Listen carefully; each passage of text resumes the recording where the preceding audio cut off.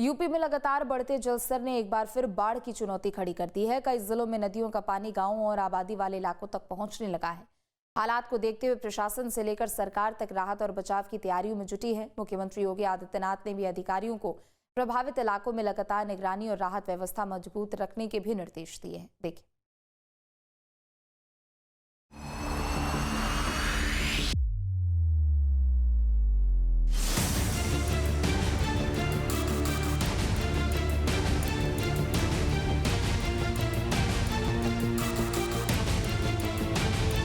चारों तरफ पानी, डूबते घाट, जलमग्न रास्ते, खेतों में घुसता सैलाब और पानी के बीच जिंदगी बचाने की जद्दोजहद।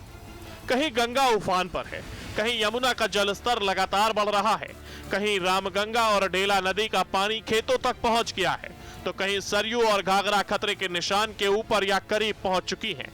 यूपी में बारिश और बाढ़ ने एक बार फिर मुश्किलें बढ़ा दी हैं। प्रयागराज से लेकर वाराणसी और गाजीपुर तक, अयोध्या से लेकर आजमगढ़, फर्रुखाबाद, बलिया और बहराइच तक नदियों का बढ़ता जलस्तर अब गांवों और शहरों की ओर बढ़ रहा है। प्रयागराज में गंगा और यमुना का जलस्तर लगातार बढ़ रहा है। नदियों के बढ़ते पानी ने निचले और तटीय इलाकों में रहने वाले लोगों की चिंता बढ़ा दी है। बलुआ घाट स्थित बारादरी की सीढ़ियां अब पूरी तरह पानी में डूब चुकी हैं।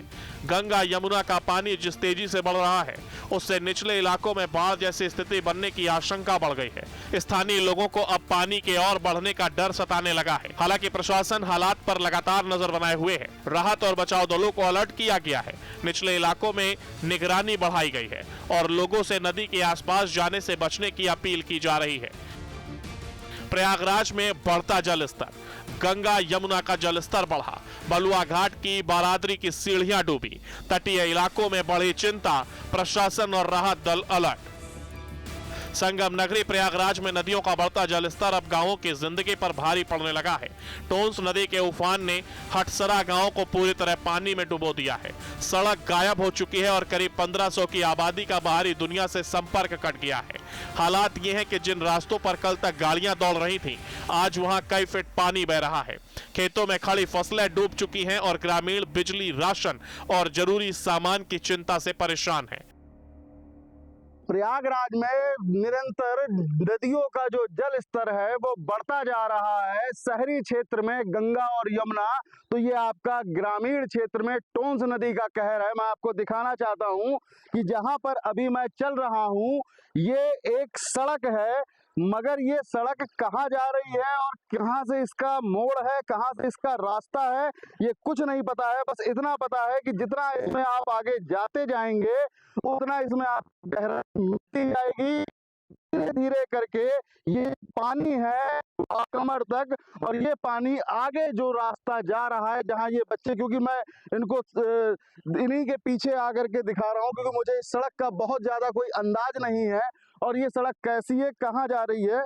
अब ये आप देख सकते हैं कि ये जो सड़क है ये आगे से घूम रही है, ठीक है, ये सड़क आगे से घूम रही है और इस सड़क के जो उस तरफ है, क्योंकि ये सड़क जो है लगभग 4 से 5 गांव और कई पूर्वों को जोड़ती है, और इस सड़क के उस पार जो गांव है जिसको हतरसा कहा जाता है, लगभग 1000 से 1200 के आसपास की आबादी है और ये पूरी तरह से सड़क जो है जलमग्न हो चुकी है। प्रशासन ने नावों की तैनाती कर दी है और एनडीआरएफ को भी अलर्ट किया गया है। तो वहीं गंगा यमुना के जलस्तर पर लगातार निगरानी रखी जा रही है। फिलहाल दोनों नदियां खतरे के निशान से नीचे हैं, लेकिन जिस तेजी से पानी बढ़ रहा है उसने प्रशासन की चिंता जरूर बढ़ा दी है। बढ़ते जलस्तर को देखते हुए प्रशासनिक अमले को तैनात कर दिया गया है। संभावित बाढ़ प्रभावित क्षेत्रों में लगातार मॉनिटरिंग की जा रही है। गंगा नदी और यमुना नदी में राइजिंग ट्रेंड है अभी, लेकिन अभी दोनों ही नदियां खतरे के निशान से नीचे चल रही हैं। कोई भी हमारा अभी न ही शहरी क्षेत्र और न ही कोई अभी ग्रामीण क्षेत्र गंगा यमुना की नदियों से प्रभावित हुआ है। लेकिन यह है कि चूँकि जल स्तर लगातार बढ़ रहा है, इसलिए अलर्ट मोड पे पूरी मशीनरी है। हमारे सारे अधिकारी कर्मचारी तैनात हैं। लगातार उन संभावित जो क्षेत्र हो सकते हैं जहाँ पे बाढ़ का पानी आ सकता है, उन क्षेत्रों का भ्रमण करके वहाँ के लोगों से संवाद भी बनाया जा रहा है। फसलों की तबाही और बिजली राशन के संकट ने हटसरा गांव के लोगों की मुश्किलें दोगुना कर दी हैं। लोगों का कहना है कि नदी का पानी सड़क पर 10 से 15 फीट तक चढ़ चुका है। अगर टोंस नदी का पानी इसी रफ्तार से बढ़ता रहा तो गांव में स्थिति संभालना मुश्किल हो जाएगा और समस्याएं बेहद विकराल रूप ले लेंगी। चाहते क्या हैं, जैसे भी जो भी डूब रहा है, अगर हो सके तो उसका अगर मुआवजा मिल जाए किसानों को तो अच्छी बात है। और आने जाने का भी जैसे इस पार से उस पार में भी बाधा हो रही है, वो सारी चीज़ें अगर व्यवस्था हो जाए तो अच्छी बात है। तो वही छोटी मोटी नाव चल रही है, लेकिन परेशानियां तो ही है आने में जाने में। वहीं मेजा में भी प्रभावित लोगों को सुरक्षित स्थानों और राहत शिविरों में पहुंचा दिया गया है। टोंस और बेलन नदियों में ऊपरी इलाकों से बारिश का पानी छोड़े जाने के कारण जलस्तर बढ़ गया है। वहीं गंगा और यमुना में रोजाना लगभग 15 से 25 सेंटीमीटर जलस्तर में बढ़ोतरी दर्ज की जा रही है। जिला स्तर पर एक कंट्रोल रूम स्थापित कर 24 घंटे स्थिति पर नजर रखी जा रही है ताकि किसी भी आपात स्थिति से तुरंत निपटा जा सके। एनडीआरएफ की टीमें भी लगातार वहाँ पे एक्टिवेट कर दी गई हैं और बाढ़ राहत शिविर तैयार हैं हमारे। जब भी आवश्यकता होगी तो हम लोग उसको उपयोग में लाएंगे और सारी सुविधाएं, चाहे वो खान पान का हो या और भी जो भी सुविधाएं हैं, वो सब हम लोगों ने पहले से अरेंजमेंट कर लिया है। ग्रामीण क्षेत्र में 2 तहसीलें हमारी अभी कुछ प्रभावित हुई हैं।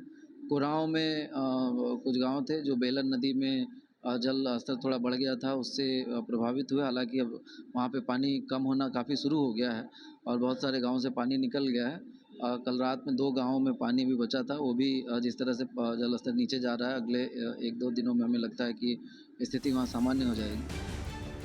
प्रयागराज के बाद अब बात वाराणसी की। मोक्ष की नगरी वाराणसी में गंगा लगातार रौद्र रूप दिखा रही है। गंगा का पानी बढ़ने से एक के बाद एक घाट जलमग्न हो रहे हैं। जहां रोजाना आस्था का सैलाब उमड़ता था, वहां अब गंगा का पानी पहुंच चुका है। घाटों की सीढ़ियां पानी में डूब गई हैं और बढ़ते जलस्तर ने लोगों की मुश्किलें बढ़ा दी हैं। वाराणसी में गंगा के रौद्र रूप के बीच किस तरीके से 24 घंटे एनडीआरएफ तैनात है और लगातार एनडीआरएफ के जवान पेट्रोलिंग कर रहे हैं और किसी भी समस्या होने पर तुरंत पहुंच रहे हैं। आज हम आपको गंगा की लहरों के बीच से यह दिखा रहे हैं। देखिए, जहां पर एक तरफ गंगा का रौद्र रूप काशी में दिख रहा है, वहीं एनडीआरएफ के जवान की तस्वीर देखिए। इस लहरों के बीच में भी किस तरीके से लोगों को रेस्क्यू करने के लिए और हर तरह के समस्याओं के समाधान के लिए एनडीआरएफ इस भयंकर जल प्रलय के बीच भी तैनात है।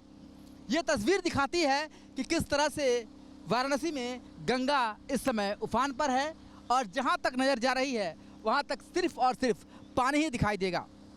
बात मौजूदा जलस्तर की बात करें तो इस समय गंगा चेतावनी बिंदु के करीब है और स्थितियां वाराणसी के तटवर्ती इलाकों में भयावह हो चली है।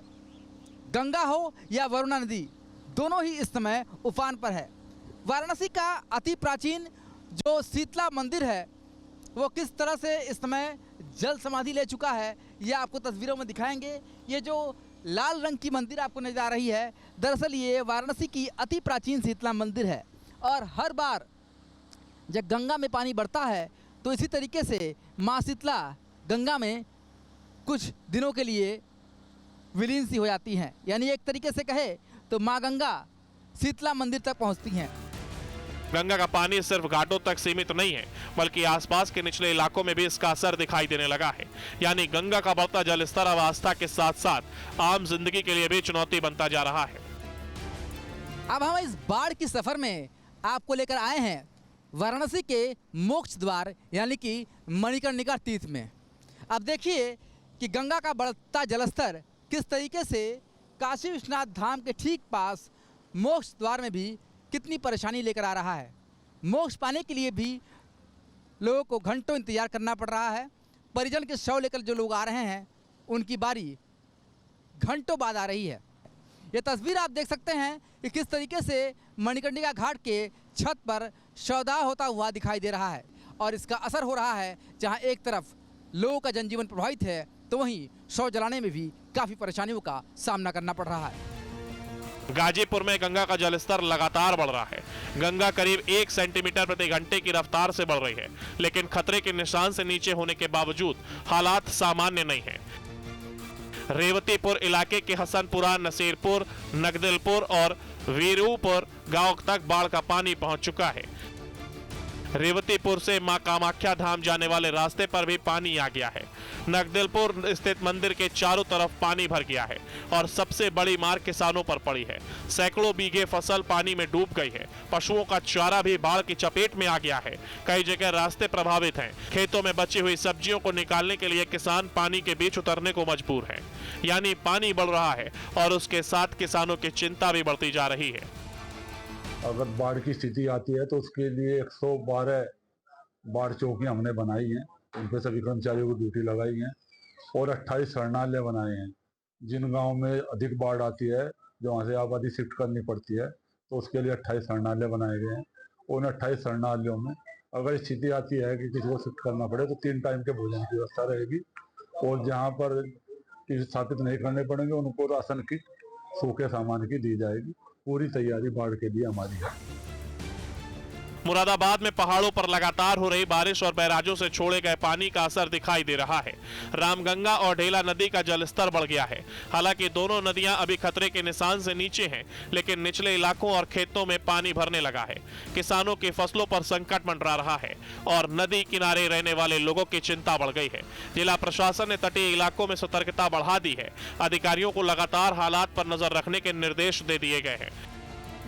मुरादाबाद में बढ़ा नदी का जलस्तर, रामगंगा जलस्तर बढ़ा, ढेला नदी जलस्तर बढ़ा। कल से 15 सेंटीमीटर पानी बढ़ गया। सुबह 5 बजे से रुका पड़ा पानी। अब तो मुश्किल है, 3 घंटे से तो पानी न बढ़ा ना घटा, वहीं कहीं रुका पड़ा ना। कुछ निचले इलाकों में पानी आ गया होगा, अभी बाढ़ का खतरा नहीं है इतना। अयोध्या में सरयू का जलस्तर भी चिंता बढ़ा रहा है। सरयू खतरे के निशान से ऊपर बह रही है। बाढ़ से 11 गांव प्रभावित बताए गए हैं। ऐसे में प्रशासन ने राहत और बचाव अभियान तेज कर दिया है। ग्रामीण इलाकों में लोगों की मदद के लिए राहत सामग्री पहुंचाई जा रही है। अयोध्या में अब तक 2370 राहत किट बांटी जा चुकी है, जबकि 1450 लंच पैकेट भी वितरित किए गए हैं। बाढ़ प्रभावित इलाकों में निगरानी के लिए 18 नावें लगाई गई हैं। बाढ़ की आशंका को देखते हुए सभी बाढ़ चौकियों को सक्रिय कर दिया गया है। प्रशासनिक टीमें लगातार संवेदनशील इलाकों का जायजा ले रही हैं। नदी के जलस्तर पर लगातार नजर रखी जा रही है और जरूरत पड़ने पर लोगों को सुरक्षित स्थानों पर पहुंचाने की तैयारी भी की जा रही है। पूर्वांचल में नदियों का बढ़ता पानी, प्रयागराज उफान पर गंगा यमुना, वाराणसी घाट जलमग्न, गाजीपुर गांवों तक पहुंचा पानी, अयोध्या सरयू खतरे के निशान से ऊपर, आजमगढ़ घाघरा खतरे के निशान के करीब। बाढ़ का असर सिर्फ नदियों के किनारे बसे इलाकों तक सीमित नहीं है। योगी सरकार ने फर्रुखाबाद और बलिया और बहराइच में राहत शिविरों की व्यवस्था पर भी नजर तेज कर दी है। राहत आयुक्त ने इन जिलों में राहत शिविरों का लाइव निरीक्षण किया। शिविरों में लोगों को मिलने वाले खाना पीने के पानी, दवाओं और साफ सफाई की व्यवस्था का जायजा लिया गया। साथ ही अधिकारियों को महिलाओं, बच्चों और बुजुर्गों के लिए अतिरिक्त इंतजाम सुनिश्चित करने के निर्देश दिए गए हैं। यानी सरकार की कोशिश है कि बाढ़ प्रभावित लोगों को सिर्फ सुरक्षित जगह ही नहीं, बल्कि जरूरत की हर सुविधा भी उपलब्ध कराई जाए। वहीं बाढ़ और जलभराव को लेकर मुख्यमंत्री योगी आदित्यनाथ ने हाई लेवल बैठक की। बाढ़ पर सीएम योगी की हाई लेवल बैठक, राहत बचाव अभियान तेज करने के निर्देश, बाढ़ प्रभावित इलाकों पर नजर, राहत शिविरों की व्यवस्थाओं की निगरानी, खाना पानी दवा की उपलब्धता सुनिश्चित, महिलाओं और बच्चों और बुजुर्गों पर विशेष फोकस, प्रशासन को 24 घंटे 7 दिन अलर्ट रहने के निर्देश। बारिश और बैराजों का पानी बढ़ रहा है। सवाल यह है कि आखिर यूपी में बाढ़ का पानी लगातार क्यों बढ़ रहा है? इसकी वजह है पहाड़ों पर हो रही लगातार बारिश। इसके अलावा अलग अलग बैराजों से छोड़ा जा रहा पानी भी नदियों के जलस्तर को प्रभावित कर रहा है। नदियों के बढ़ते जलस्तर का सबसे पहला असर निचले इलाकों पर पड़ता है, फिर खेत, रास्ते, गांव और आबादी इसकी चपेट में आने लगती है। यानी यूपी में बाढ़ का खतरा सिर्फ नदी किनारे बसे गांवों तक सीमित नहीं, बल्कि शहरों और धार्मिक स्थलों तक इसका असर पहुंच रहा है। हालांकि प्रशासन की टीमें लगातार एक्टिव हैं, बाढ़ चौकियां सक्रिय हैं, राहत शिविर तैयार हैं, नावों से निगरानी हो रही है, राहत किट और लंच पैकेट बांटे जा रहे हैं। एसडीआरएफ और दूसरी राहत टीमें भी जरूरत के मुताबिक तैनात हैं। लेकिन चुनौती अभी खत्म नहीं हुई है, क्योंकि मौसम का मिजाज पूरी तरह साफ नहीं हुआ है। अगर बारिश का दौर जारी रहा, नदियों का जलस्तर और बढ़ सकता है, और यही वजह है कि प्रशासन लगातार अलर्ट मोड पर है। पानी बढ़ रहा है, नदियां उफान पर हैं, घाट डूब रहे हैं, खेतों में सैलाब पहुंच चुका है और कई गांवों के सामने अब जिंदगी बचाने की चुनौती है। लेकिन दूसरी तरफ राहत और बचाव का पूरा सिस्टम भी एक्टिव है। मुख्यमंत्री योगी आदित्यनाथ की हाई लेवल बैठक के बाद अधिकारियों को साफ निर्देश है कि बाढ़ प्रभावित लोगों तक राहत पहुंचाने में कोई कमी नहीं रहनी चाहिए। अब सबसे बड़ी चुनौती है बढ़ते जलस्तर को नियंत्रित रखना, लोगों को सुरक्षित रखना और बाढ़ के बीच जिंदगी की रफ्तार को थमने से बचाना। Team news state.